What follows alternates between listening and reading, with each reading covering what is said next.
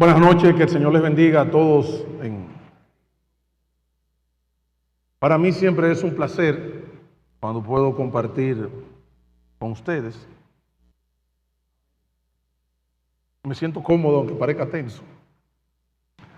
Y una de las luchas que tienen los predicadores cuando lo invitan es, uno quiere siempre hacerse la vida fácil.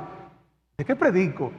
Y entonces el anfitrión, no sé si es de maldad o es algún tipo de planta, dice, no, lo que tú quieras, lo que el Señor ponga en tu mente. Y ya tú sabes que eso deja a uno en ebullición y en agonía, y uno no sabe realmente qué tema va a predicar.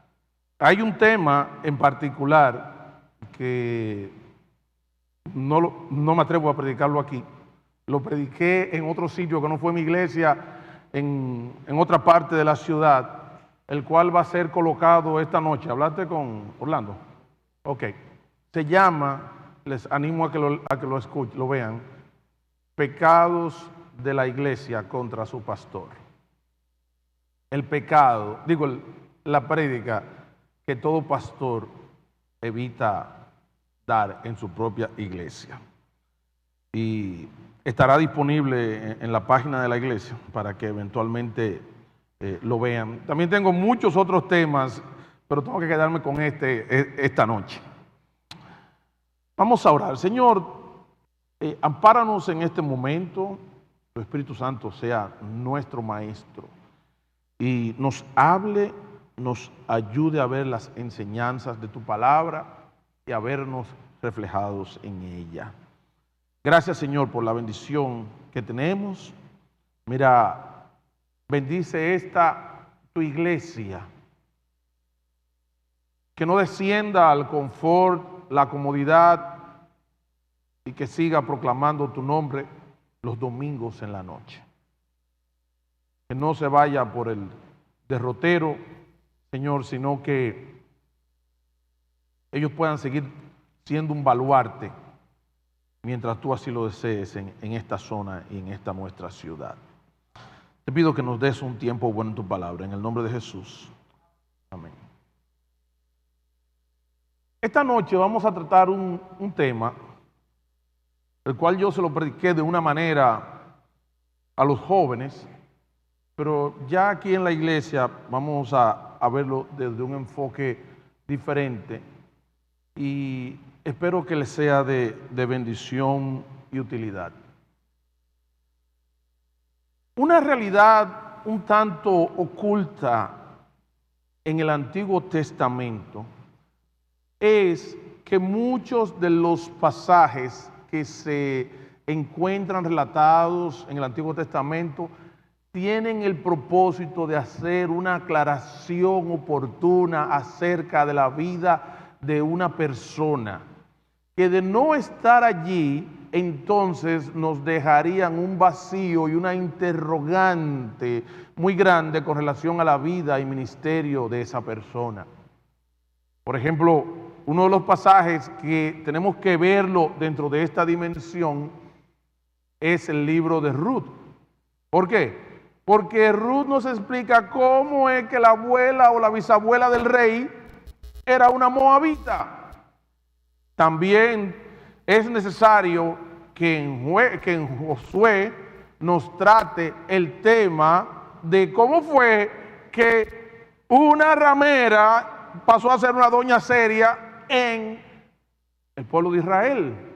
Y así se van dando diferentes situaciones que la Biblia quiere darnos una explicación de qué pasó en la vida de estos individuos y explicarnos el porqué.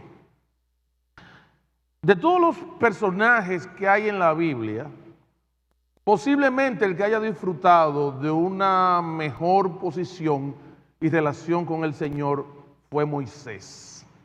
Moisés, nos dice la Biblia, que Dios hablaba con él como cuando el hombre habla con su amigo. ¿Qué situación de tanto privilegio?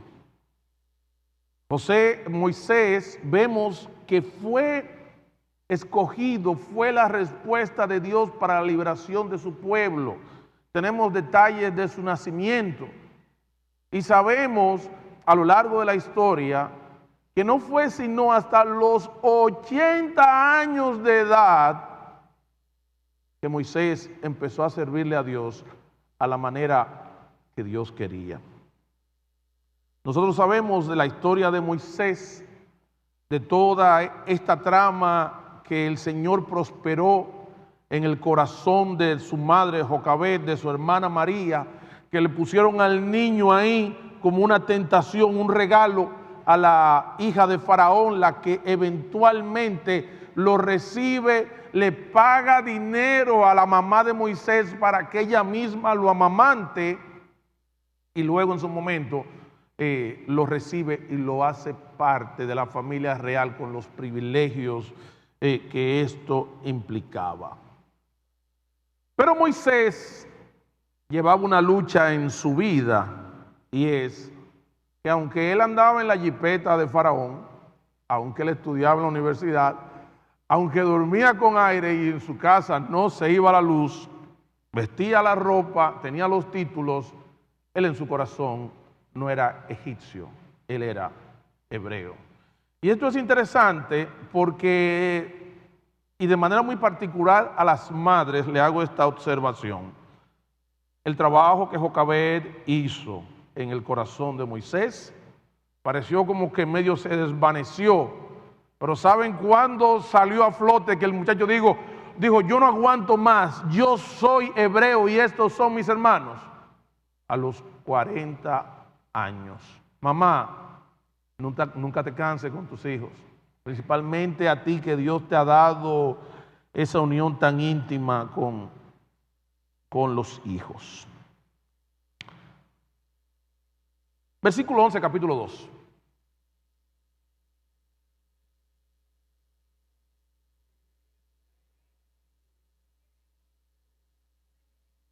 ¿De quién estamos hablando? Y entonces, ¿de qué libro vamos a hablar de Moisés? Éxodo. Yo lo dije, el título, no lo publicaron. Éxodo 2, Éxodo capítulo 2, versículo 11. Nosotros vamos a tratar solamente unos cuantos versículos que nos van a ayudar a entender, oye, ¿qué situación vivió Moisés? Y vamos a ver cómo cosas que hay en nuestro corazón encuentran un detonante con circunstancias de nuestro entorno. Este relato es importante porque cómo es que la persona que Dios escogió para libertar al pueblo de la esclavitud en Egipto tiene un vacío en su vida de 40 años que no se sabe de él, y que él abandona el lugar a donde él debía hacer la voluntad de Dios, y Dios tiene que sacarlo de por allá, de por Madián, a los 80 años. Es una pregunta interesante, ¿verdad? Pero ven acá, ¿y qué tipo de libertador, qué paladín es este, qué siervo es este que se desaparece 40 años de escena? Vamos a verlo, versículo 11. En aquellos días sucedió que, crecido ya Moisés, y en la magnífica exposición que hace Esteban nos habla que él tenía ya 40 años cuando él estaba crecido, ya él no aguanta más la situación, esta lucha interna. Él dice, no puedo seguir viviendo indiferente a lo que están pasando mis hermanos, y salió a sus hermanos, posiblemente a la tierra de Gosén, que fue la tierra que le dio el faraón de aquel entonces cuando entró Jacob y su familia. Para que tengan una idea, en el transcurso de la vida de Moisés posiblemente sucedieron 4 o 5 faraones, de manera que cuando estamos hablando de faraón, no el mismo faraón de cuando llegó José. Este es otro tanto de los faraones, porque recuerden que el pueblo estuvo en Egipto algo más de 400 años, es decir, que para la edad media que tenían los egipcios, que no sobrepasaban los 45 años, fácilmente hubo sus 10, 12 faraones, y aquí hay uno de los tantos en este relato. Y los vio en sus duras tareas, y observó un egipcio que golpeaba a uno de los hebreos. ¿Y cómo le llama aquí? Sus hermanos. Su identidad ya está aquí al rojo vivo y él ha decidido, bueno, Dios definitivamente me ha llamado para hacer su voluntad, para libertar al pueblo. Yo voy a identificarme y ya aquí el superhéroe está dispuesto a quitarse la máscara y dar su identidad. Pero ¿qué resulta? Que en la vida de Moisés habían algunas cosas que estaban ebulliendo. Habían cosas que como tú y como yo tenemos muy calladitas en nuestro corazón y que solo esperamos el momento oportuno para ponerlas en práctica. Y aquí, precisamente, frente a una injusticia, aquí vemos a Moisés, aquel amigo íntimo, personal de Dios, aquel el cual el mismo Dios dijo, yo os daré otro profeta como Moisés. Ese mismo, precisamente ese que Flavio Josefo habla de que Moisés no se parecía a ningún hombre que jamás hubiera existido, a tal grado que los judíos idolatraban a su medida, en su medida a Moisés. Vamos a conocer la página negra de Moisés y cómo él atravesó esa puerta. Entonces miró a todas partes, él está viendo el acto de injusticia, el maltrato que posiblemente estaba llevando a cabo un capataz. Y entonces, ¿qué hace Moisés? Miró para aquí, miró para allá, miró a todos lados y viendo que no parecía nadie, ¿qué hizo él? Mató al egipcio y ¿qué más hizo? Y lo escondió en la arena. Y yo quiero que nos detengamos por algunos instantes en este pasaje para que nosotros consideremos lo siguiente. ¿Tú sabías que tu corazón, el mío, el de todos, el de Moisés, tiene tinieblas? Que no se han evidenciado simplemente porque no tenemos la garantía de que no nos va a suceder nada. Que nosotros somos proclives, estamos propensos a hacer de continuo el mal, solamente que las condiciones externas no nos favorecen. Y que si nosotros pudiéramos tener garantía de que no se va a saber lo que nosotros queremos hacer cuando ponemos en manifiesto nuestra maldad, tú sabes que tú y yo pudiéramos ser un terrorista cualquiera. ¿Acaso no has pensado tú cuando ves una injusticia? Mira, bueno, ponerle una bomba, mira, cualquiera le mete 5 tiros y uno le desea la muerte y uno desea y uno aspira y uno tiene tantas cosas que vienen de lo profundo de nuestro corazón. Pero ¿qué pasa? No se han dado las condiciones.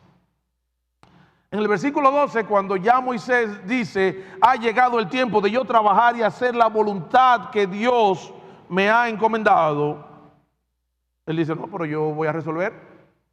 Y Moisés era de un espíritu impetuoso. Imagínate, el hombre encomendado por Dios, seleccionado con Dios por Dios, aparte de eso favorecido por la posición en que vivía entre los egipcios.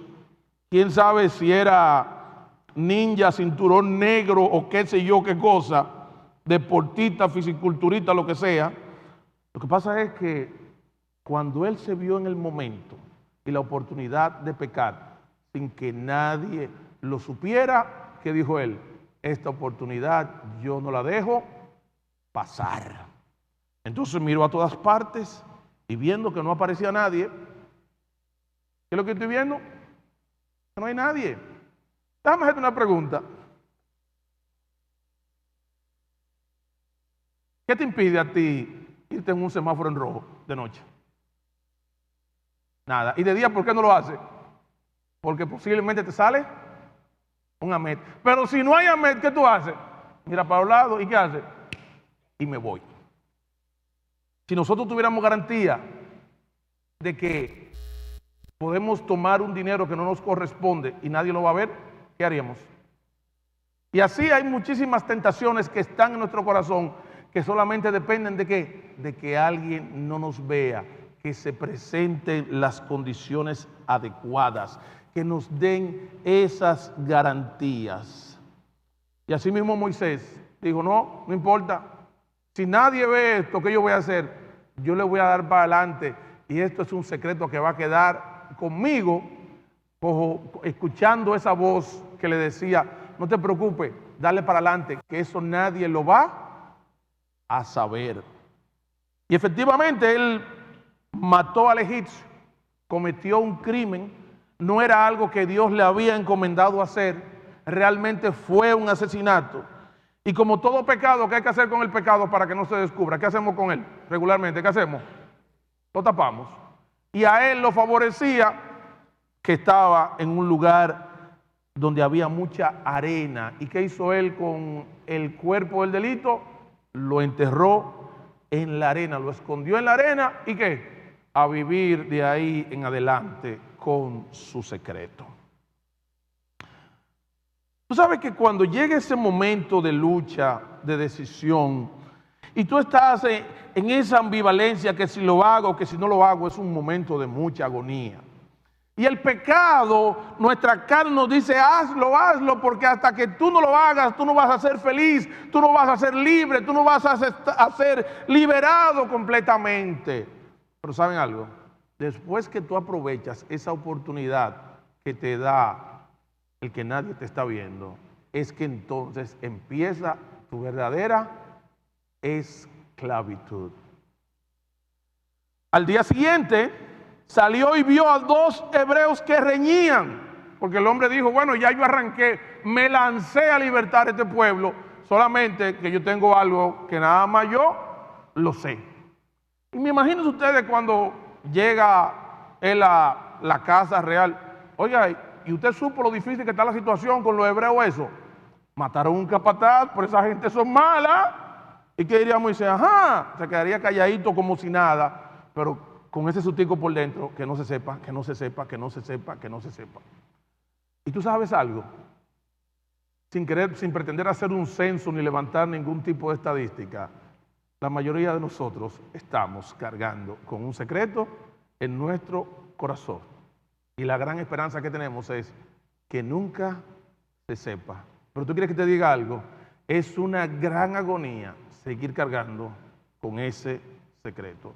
Y no es algo que tiene que ser con la muerte de una persona, pero es algo que va en contra de la palabra de Dios, es algo que te trae vergüenza, es algo que trae consecuencias en tu vida. Y él decidió, yo voy a dar el paso y yo voy a vivir con ese secreto. Total, eso nadie lo va a saber. Entonces tenemos aquí la parte del secreto. Y esa agonía, no sé cómo él dormiría ese día, pero él dijo, bueno, yo tengo que tirar para adelante porque a mí el Señor me mandó ¿a qué? A que liberara el pueblo. Y él, más o menos como si nada, al otro día se pone su ropa de campeón y sale y vio a 2 hebreos que reñían. Entonces dijo al que maltrataba al otro, ¿por qué golpeas a tu prójimo? Él está viviendo con un secreto, pero él ha olvidado momentáneamente que él está viviendo con un secreto. Y él respondió, ven acá, ¿y a ti quién te ha puesto por príncipe, juez sobre nosotros? ¿Piensas matarme como mataste a quién? Al egipcio. Pero ven acá, eso era algo que no estaba supuesto que lo supiera nadie. Eso era algo que yo debía morir de viejo, pero yo miré para todas partes, no había nadie, ni siquiera la persona que yo estaba defendiendo. Y muchas veces nosotros duramos años y años y años y años cargando con ese secreto, con ese pecado sin confesar, con esa agonía de un día se va a saber, que ojalá que no se sepa, y estamos arrastrando esto y esto. Para bien de Moisés, ¿saben qué tiempo le duró el secreto a Moisés? ¿Qué tiempo le duró? Ni 24 horas. Ni 24 horas. Y no solamente era un secreto que había caminado, sino que era una información que era de dominio público. Porque no fue que él volvió al mismo sitio donde estaban trabajando y encontró que habían 2 que estaban peleando. No, ya eso era de dominio público. Mira, el tipo, el egipcio que tiene un problema de identidad y cosas, el que mató al... Y ya se regó. Y en cuestión de 24 horas, ya el secreto era de conocimiento público. Y déjame decirte algo, el que Dios desbarate y revele nuestras cosas ocultas es un acto de misericordia. Porque vivir con esa agonía por el resto de la vida tiene que ser algo terrible. Por eso, como dice David en el Salmo 32, mientras callé, ¿qué pasó? Envejecieron mis huesos. Se convirtió en sequedad. Y miren, vivir con un pecado oculto es algo que es terrible. Pero vamos a seguir viendo, porque el pecado no se resuelve simplemente con que se sepa. Vienen consecuencias, y ¿sabes? Que cuando nuestro secreto es revelado, lo primero que trae es acusación y descalificación. Míralo ahí. Y él respondió, ¿quién te ha puesto a ti por príncipe sobre nosotros? ¿Qué hizo él? Lo descalificó. ¿Piensas matarme, asesino, abusador, como mataste a quién? Al egipcio. ¿Quiénes eran los primeros beneficiarios de la muerte del egipcio? ¿Quiénes? Los hebreos. ¿Pero qué están haciendo hoy en día? Le están sacando en cara de qué, de que él mató a quién, al hebreo. Entonces Moisés, este mundo de felicidad, este mundo de hacer la voluntad de Dios, de repente se ha desvanecido. Y ahora Moisés pasa de ser una persona que estaba viviendo en una absoluta confianza acerca de que su secreto no se iba a saber, de que su pecado se iba a quedar tapado bajo la arena. Y ahora encontramos al gran Moisés, poderoso en palabra y en toda ciencia e idiomas de los egipcios. Entonces Moisés tuvo miedo y dijo, ciertamente esto ha sido descubierto.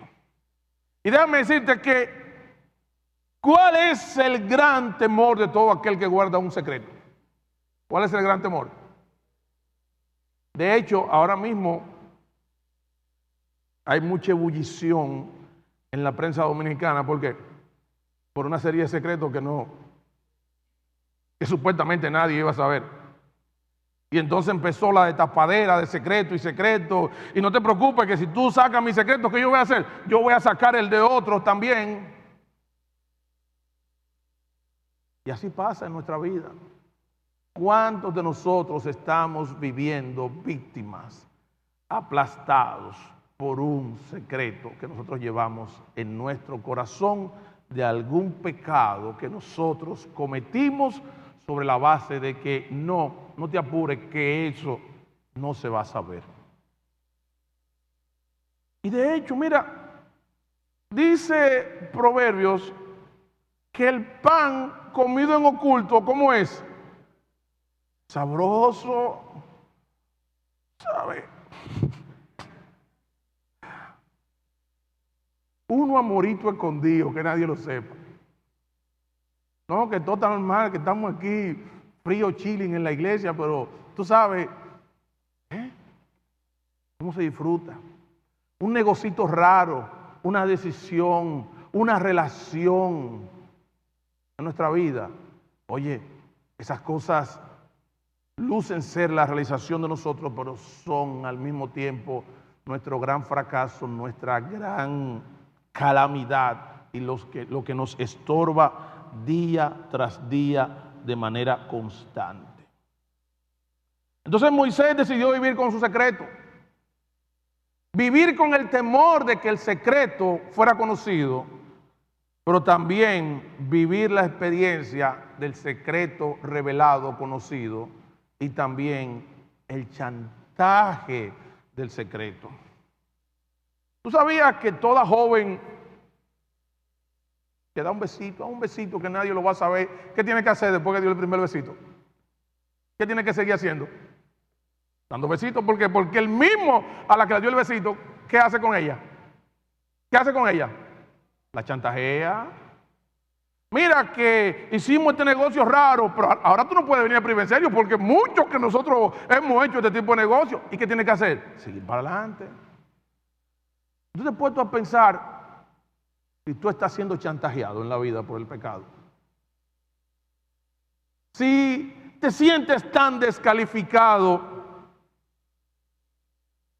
de ser señalado, de que te reclamen y estás viviendo una vida de miedo, porque ahora el problema no es solamente que el secreto se sepa, sino también que las consecuencias. Y aquí hay una consecuencia en este pasaje que nosotros no la vemos a veces en su justa dimensión. La información, el secreto dejó de ser secreto. Alguien lo vio, se lo dijo a otra persona, esa persona se lo dijo a otra persona, eso terminó siendo de dominio público entre los hebreos e inclusive llegó ¿a dónde? ¿A dónde llegó? Versículo 15. ¿Hasta dónde llegó? Hasta Faraón. O sea, ya eso era un secreto que estaba completamente fuera de control. En mi trabajo, yo trabajo en algunas cosas relacionadas con tecnología y cosas así. Y algo de lo que yo he venido a tomar conciencia es que no existe tal cosa como el anonimato. No importa lo que tú hagas, lo bien que lo hagas, la mucha arena que le tires encima, oye, un día se va a saber. Inclusive el Señor mismo se compromete a sacar a la luz las cosas ocultas de nuestra vida y de nuestro corazón. Y hay tantas veces que nosotros cometemos ese error. Tropezamos 2 veces con la misma piedra. Que nadie lo va a saber, nadie lo va a saber. Así David mandó a buscar a Betsabé. Dile que el rey la mandó a buscar, que pase por aquí. Pero eventualmente, ¿qué pasó con eso? Fue tan ingenuo que mandó a buscar a una mujer con la cual pecar. ¿Y qué él pensaba? Que eso se iba a quedar ahí. ¿Y qué tú piensas? Que tu pecado se va a quedar ahí. ¿Y qué tú piensas? Que eso no se va a saber. ¿Y qué tú piensas? Que tú te vas a burlar de Dios. ¿Qué tú piensas? Que la ley de la siembra y la cosecha no se va a dar en tu vida. Y si nosotros lo vemos cada cierto tiempo,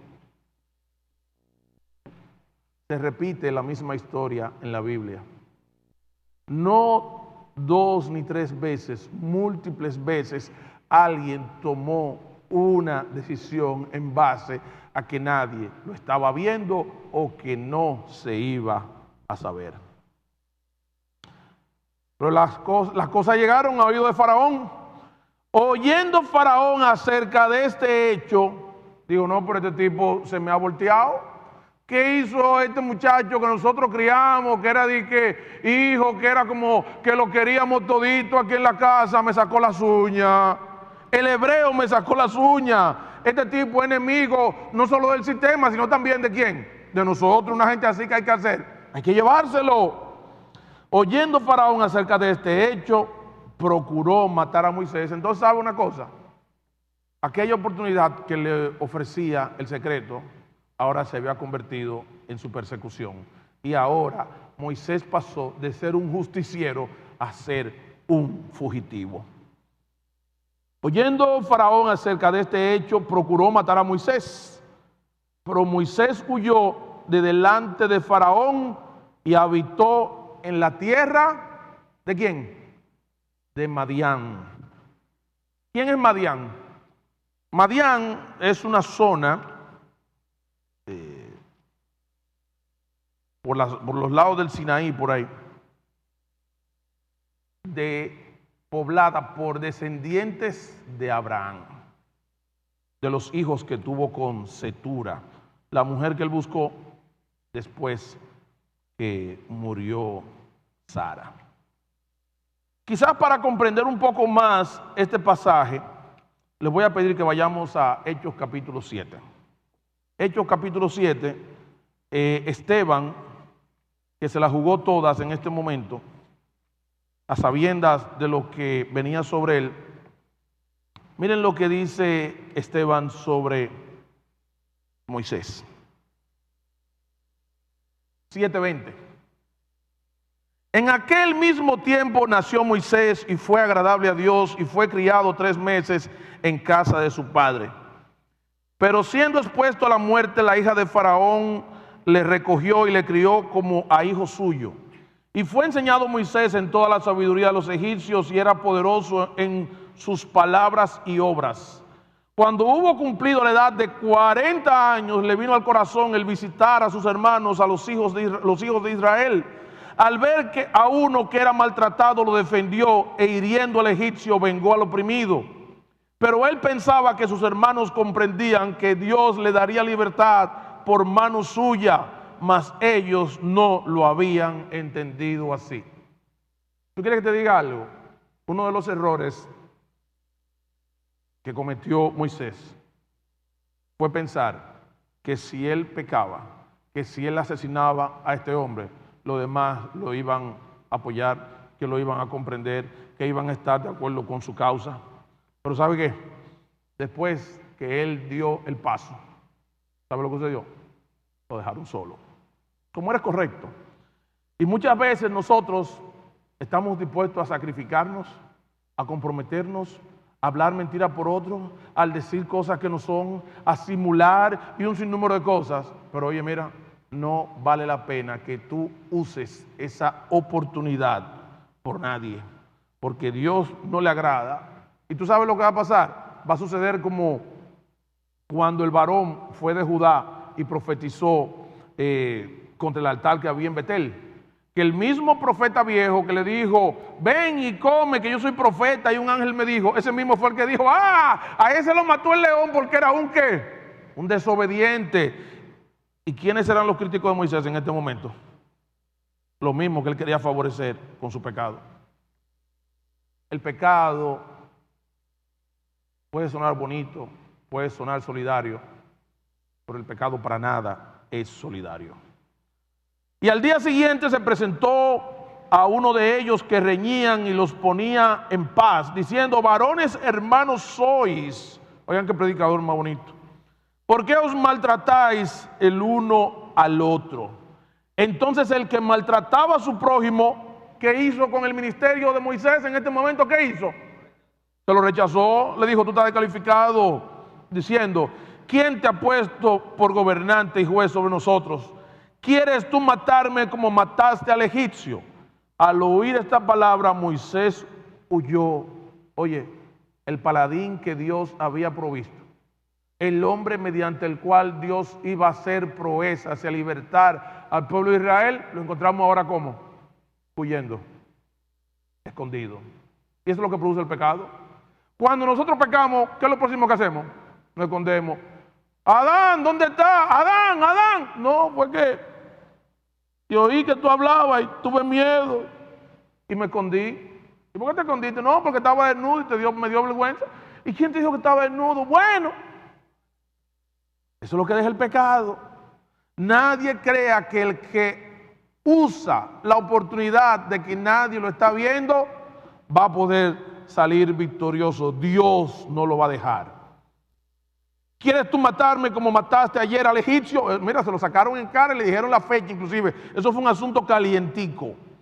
Al oír esta palabra, Moisés huyó y vivió como extranjero en tierra de Madián, donde engendró 2 hijos. Versículo 30, ¿cómo dice? ¿Cómo dice el versículo 30? ¿Cómo dice la primera parte del versículo 30? ¿Pasado cuánto? 40 años. Pero ¿cómo va a ser una persona tan prometedora? Un joven con tanto futuro, un joven que se veía que podía ministrar tan bien. ¿Qué pasó? Dios se vio en la necesidad de ponerlo en pausa durante ¿cuántos años? 40 años.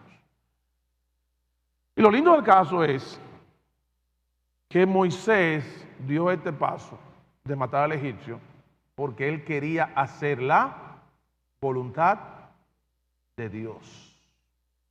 Es decir, que podría traducirse que él quizás lo hizo porque el fin justificaba los medios. Pero realmente cuando nosotros aprovechamos esto de que nadie nos está viendo y del secreto, es para sacar lo que hay en nuestro corazón. ¿Qué era lo que había en el corazón de Moisés cuando él mató al egipcio? ¿Qué era lo que había en él? Violencia e ira, al punto de llegar ¿a qué? Al asesinato.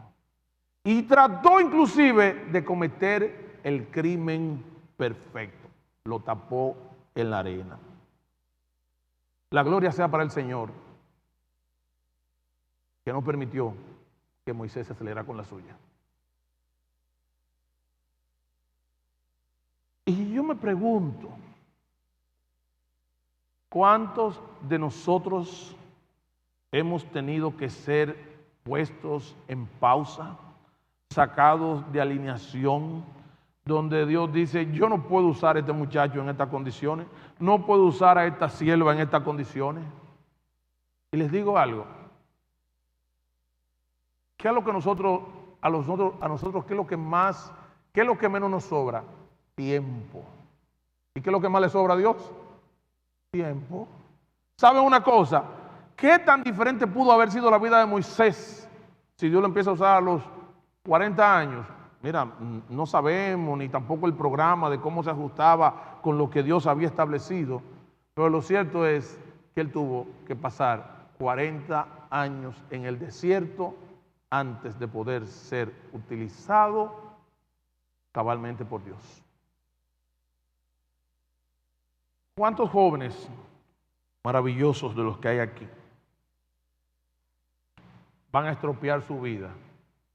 Y Dios dice, mira, te quiero utilizar, pero con ese nivel de locura que tú llevas. ¿Cuánto que tú tienes? 20. Hasta los 50 de ti no se puede sacar nada.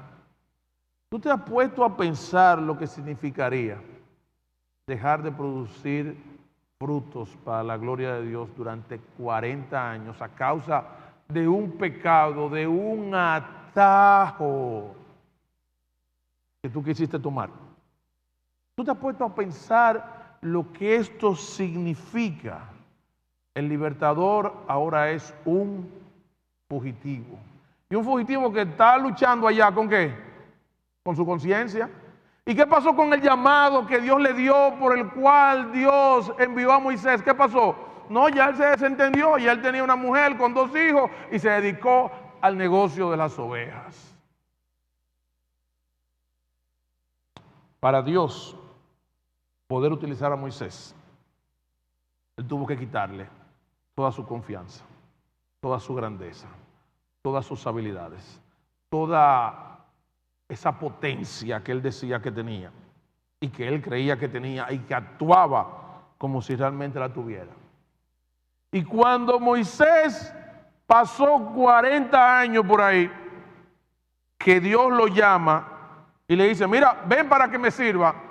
¿Qué dice Moisés? Vamos a dar para adelante, porque mira, el hombre que tú necesitas para eso soy yo. ¿Qué dice él? Mira, que yo hasta gago soy, o hasta corto de palabras soy, pero aquí dice que el hombre era poderoso en palabras y en obras. Pero tú sabes lo que tuvo que hacer Dios. Dios tuvo que humillarlo, tuvo que ponerlo en el desierto, tuvo que pararlo durante 40 años. Y entonces cuando ya no quedaba nada de Moisés, en el versículo 22 de ese Moisés, entonces Dios le dice, ven para que tú me sirvas. ¿Cuántos años duró Moisés en la escuelita del desierto? ¿Cuánto? 40. 40 años.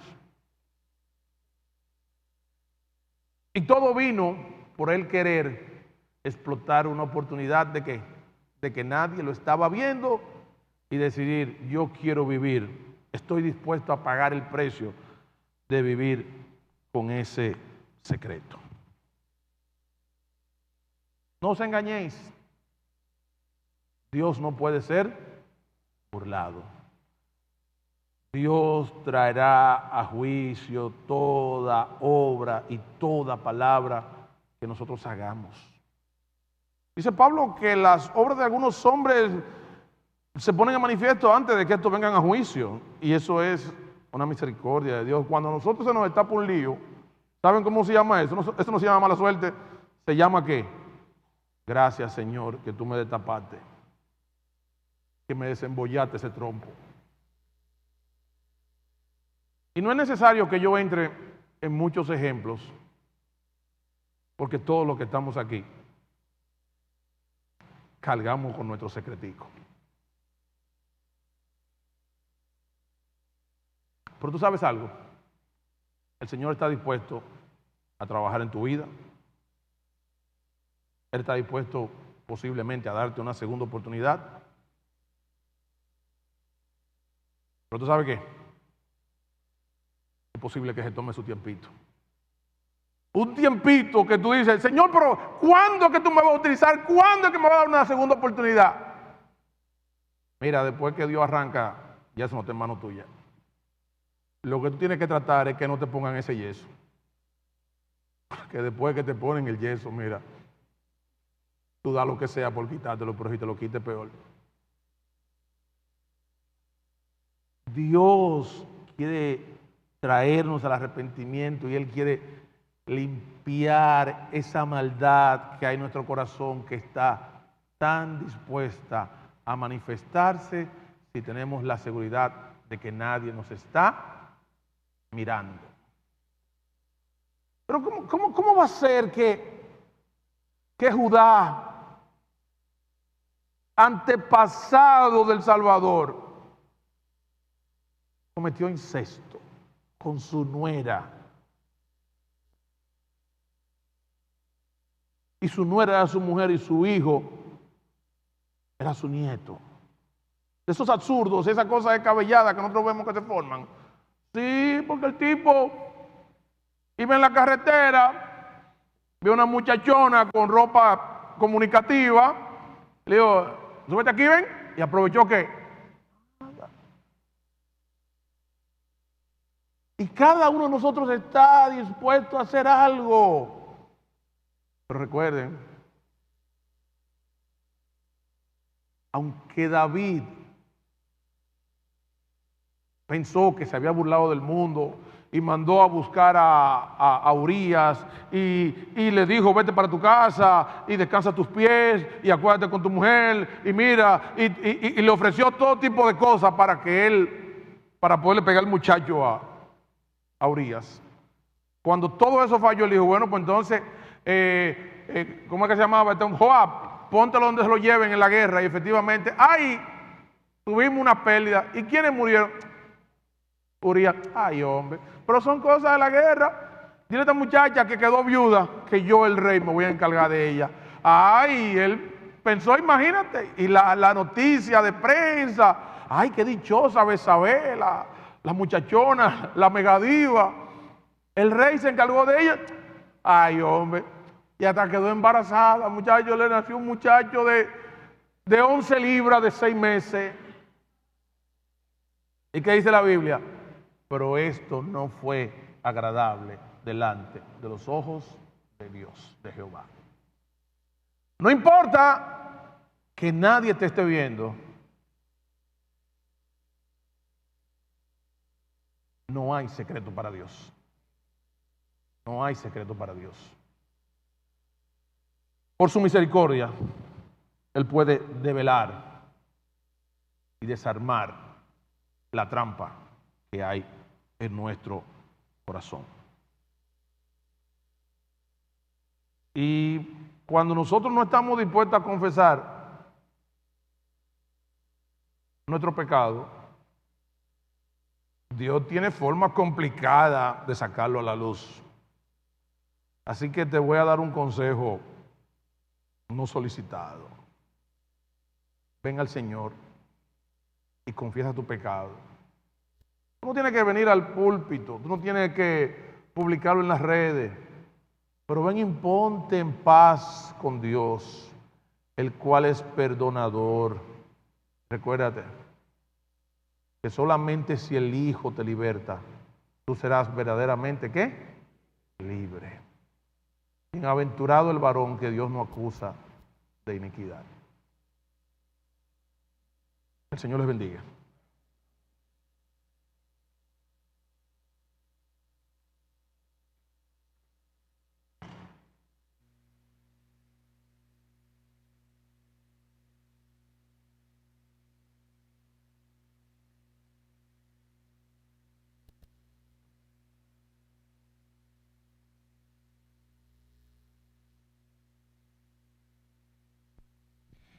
Señor Dios del cielo, ciertamente tú conoces con detalle nuestra realidad y conoces lo que necesitamos escuchar.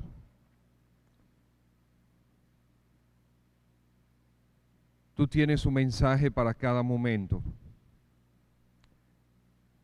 Y Padre, te rogamos que la palabra expuesta, que tu mensaje expuesto, que tu Espíritu Santo traiga cambios permanentes, reales, eficaces en nuestras vidas. Estimado hermano, hermana, mientras estás orando, ¿cuáles son las cosas las cuales tú tienes que resolver delante del Señor? ¿Qué es lo que hay en tu corazón en este momento?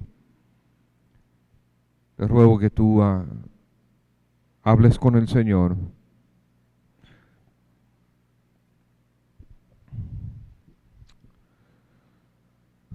Resuelve esa situación con Él.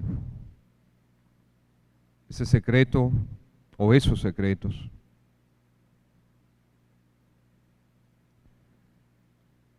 No es necesario que, como dijo el pastor Elías, que lo publiques en Facebook. No es necesario que salgas a decirlo a todo el mundo cuál es tu pecado, pero sí es necesario que con el Señor tú resuelvas, confesando, arrepintiéndote y abandonando el pecado. Tú tienes el tuyo, yo tengo el mío. Cosas que no necesariamente tú estás ocultando a propósito, pero puede ser que sí. Uno de los pecados más terribles, más esclavizantes que existe, tanto en hombres como en mujeres, es el pecado de la pornografía. El pastor Elías no lo mencionó, pero ahí está. Con tanta facilidad tú te expones a ella.